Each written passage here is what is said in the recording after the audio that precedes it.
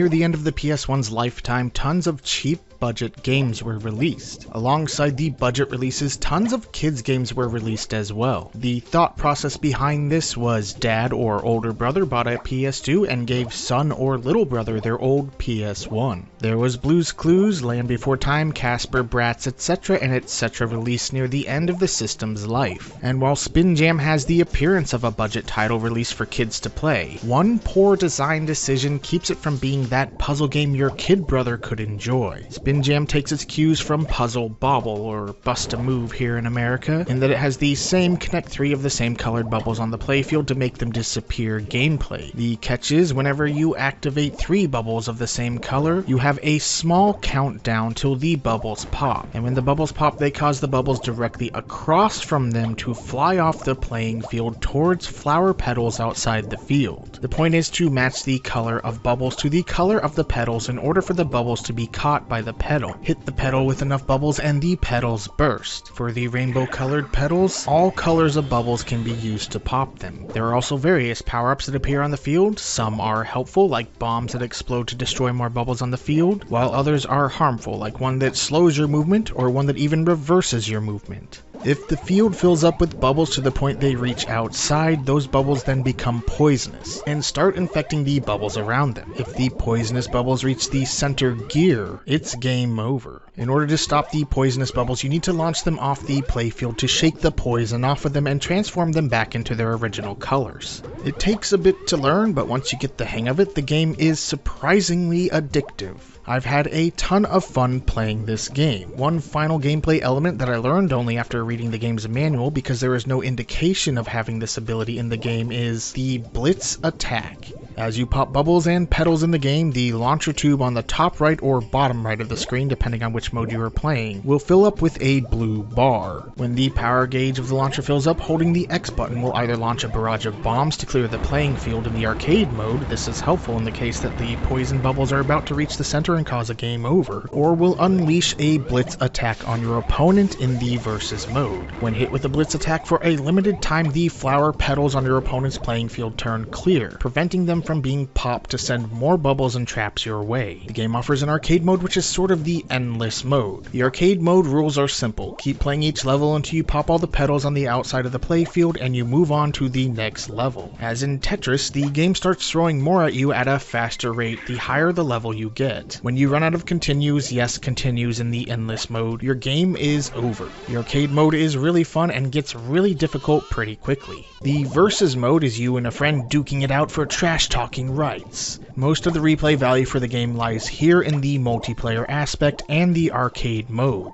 The final mode is the story mode. It's sort of like the fighting game portion where you take on every character in the game in versus mode, trying to work your way up to Moon Labs, the end boss. The problem being, for no good reason, there are no continues whatsoever in this mode. That's right, the arcade mode gives players 4 continues, but by design, the story mode gives you 1 life and no continues, pitting you up against some of the most merciless opponents in a puzzle game that I've ever played. At first, I didn't know about the blitz attack. I just knew that my opponents would do it to me. I thought I was just terrible at the game, which I'm certainly not great by any stretch. I failed dozens of times trying to beat the story mode on easy difficulty. Yes, easy difficulty. When I discovered the blitz attack, I was like, oh, that's how you're supposed to beat them, but nope, still no chance. I've beaten a few of them, but the brain-dead idea of giving you no continues in the story mode and having cutthroat opponents, even on easy difficulty, makes the story mode impossible for me to beat. Not even once. I won't say this game is impossible to beat,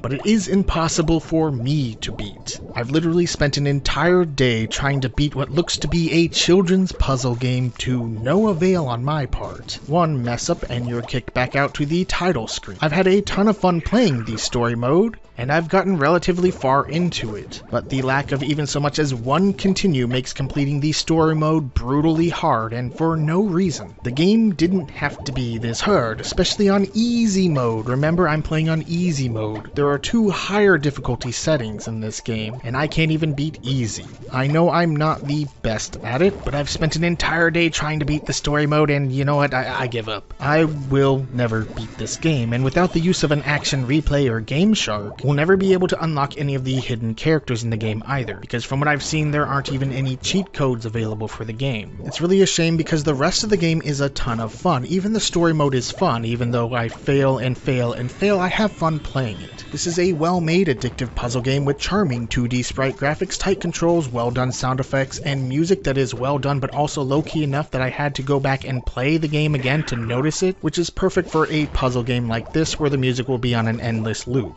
It's well composed enough that you can listen to it for hours and it doesn't get old, but it also isn't a distraction. It's just kind of there, and that's perfect for a game of this type. This is a fun game that's still around the $10 asking price with shipping on eBay. The arcade mode and versus mode against a friend are the parts of the game where you'll get your cheap money's worth out of it. If the story mode wasn't made stupidly hard thanks to one bad design choice, I would herald this game as an underrated puzzle gem.